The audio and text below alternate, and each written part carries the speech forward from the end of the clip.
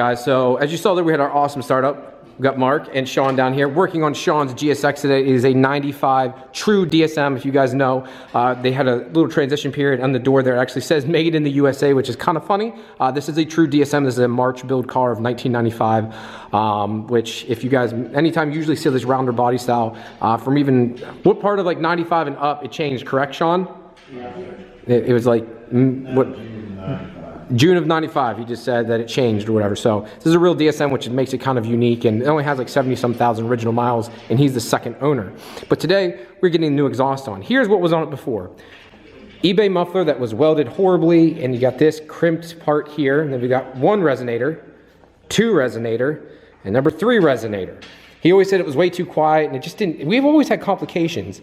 Now, we've got this, a brand new STM exhaust, turbo back.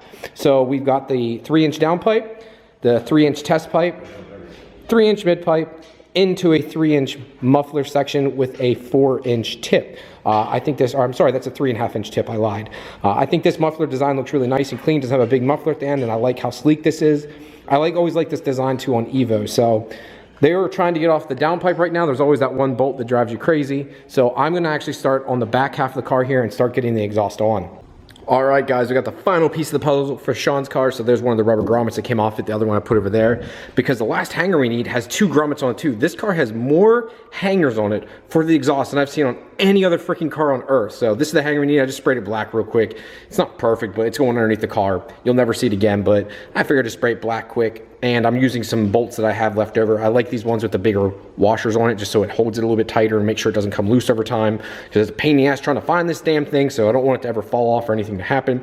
So I need to mount this up quick, and then I'm going to slide on this rubber boot. I'd rather do it on the car just so I have something to help press against. I'm going to use some grease to do so, get it up, and then slide it on for the rest of the exhaust and then tighten it all up. All right, guys, so the last mount is done there. Let's see if I can get over there. So there it is. I'm not going to put a rubber bushing on this. Why it has it off to the side like that, I don't know. The muffler must have really came over this way a lot further from factory. So I figured I'm just going to leave that one off. I gave it back to Sean. That'll be in there, so I'll just stay like that. But there's the factory setup. And yeah, so we're all done. I just need to tighten it up and put the downpipe piece on, and we're finished. We're still waiting for that from STM, but everything else is nice and good to go.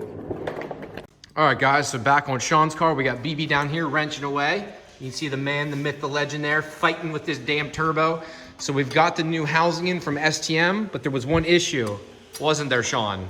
Yeah, just a slight issue. So I'm a little disappointed. I never really talk bad about companies either, but we waited a good while for this. And on top of it, every single hole for the bolts to go into it were all under drilled. So I had to drill out every single one, which is annoying. Even the 2 of them, actually, you could see where they drilled and then they stopped. It's just, for the cost of it, you guys, they should be quality controlling this. I was a little disappointed. I like everything else, but getting it on here, BB's down there getting this one back bolt. If you can see it there, you can see his little finger there. See it there? Yeah, it's tight. And BB's even fighting with it with using proper snap-on tools and all the stuff he does as an actual mechanic. It's a tight fit. And you can see it's pinched up that against that feed line there for the turbo itself. So BB's getting this one nut here, guys. You can see it. I'm gonna try and zoom in here. See, he's trying to get that one nut here, and it is quite tight down there. We're using one of the short stubby wrenches I have. This is the last hard one to get to. We got the other ones. We got these 2 top here we need to get yet, and then we'll be done. Big shout out to BB here. You the man. Look at his eyes down there. They're pretty blue eyes. He's so cute. All right, guys. Yeah, well, I do that on purpose, bro. But you can't see. There's no phone in because I got my phone right here. So, okay, guys, if you look there, downpipe is in, or the O2 housing is in. I'm so used to it. It's so weird that you have so many different housings and shit on this thing. So that is done and in now. The O2 sensor is just, it's tight, but we don't want to drive on it quite yet. That's zip tied in. So next up, let's go hear what this thing sounds like.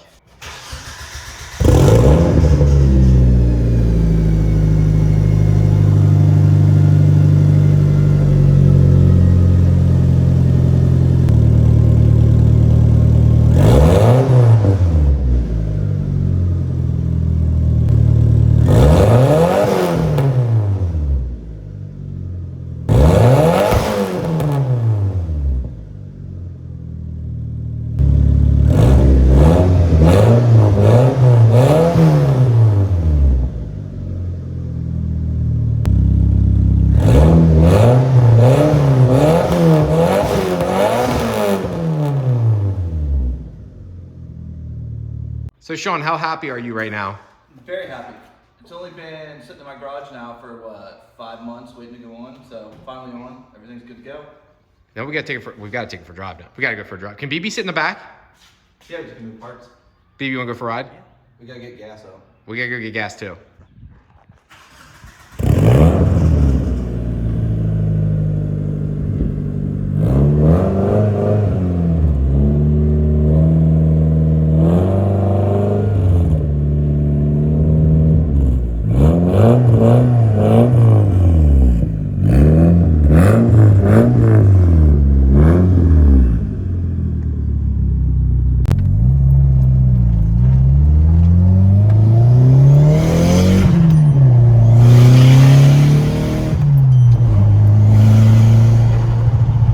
God, dude, that sounds so good.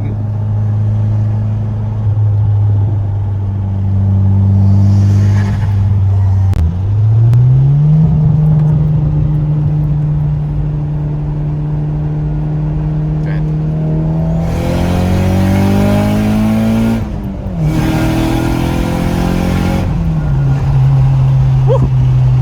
Man, that feels good.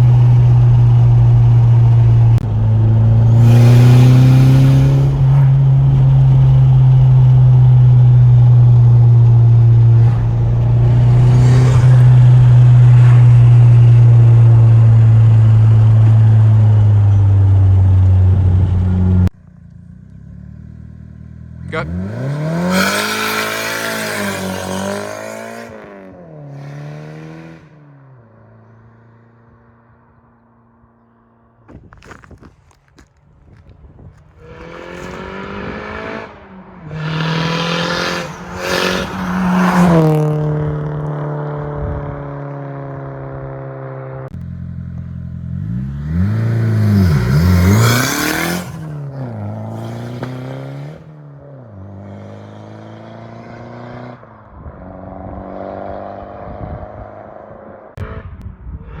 Too early.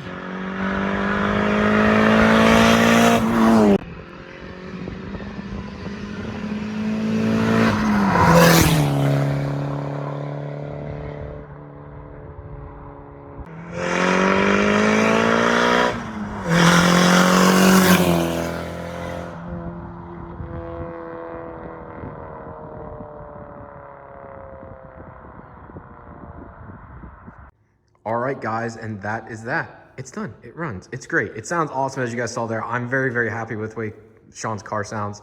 He does have a couple of things that needs to be done here yet. If we come over here, he has to have the timing belt done. I kind of screwed some of this up because I was cleaning this off. We need to put AC dye or a dye in the AC system because it's leaking. It's been like this for years. He doesn't know where. We need a machine to do that, so we can't do that here. Timing belt, and then BB made a list of everything he's had, checked it off, and what he doesn't. So he's supposed to have ordered this stuff already. Better, or I'm gonna kick his ass because Sean love him to death, but he tends to take his good time with stuff. So just need to do that and then change the timing belt, put the alternator, which is in the back of the car too. We have an axle to put on the car also because the boot's ripped, and usually when the boot's ripped, it means it's time just to go ahead and replace the entire axle because the joints and everything else are worn out in it. You can just replace the boot. You can just repack it with grease. That is something you can do, and it is cheaper, but I always recommend if you see that the boot has ripped, it usually means it's a time and sign that, hey, something else is worn out inside causing this to rip. So go ahead and replace the whole thing. Yeah, but that's pretty much it. So I can't wait to get the rest of it here. Hope you guys enjoyed this video. If there's any more guys you want to know or hear about this car, let me know. Again, this car is Sean's car. He's owned this car since 1997. It is a 95 DSM. It still has the original T25 turbo. It has the original transmission. It has the original 7-bolt motor in it. Has the original rear end. It still has the original gear oil and rear end oil in it, which you probably need to swap out also. We would like to swap out. We're gonna go to a force performance manifold. There are some issues we'll show you down the road here with the head that's on it. Some of the bolts when they put this eBay manifold caused some problems. Then we also need to do a bigger turbo in the car. This T25 is already maxed out. Like, it's just screaming. Like, we could put a different wastegate actuator on it, but I don't think that's going to be enough. It needs like a 16G or a 20G on it. I'd like to stay stock-ish because for Sean's sake, he doesn't want to be working on it all the time, nor does he have the time to do so.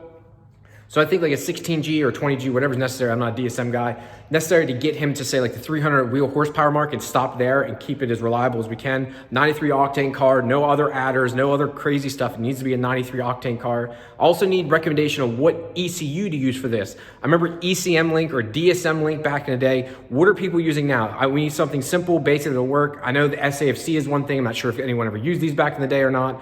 What is like something we can do? I'd rather not use a SAFC as that's just changing just a little bit. It's not enough in my eyes. It does have a manual boost controller on. We want to try and keep it as simplistic as possible, but we're willing to do some other crazy stuff. All right, guys, I digress. And thank you very much for tuning in. And I'll talk to you later. Peace.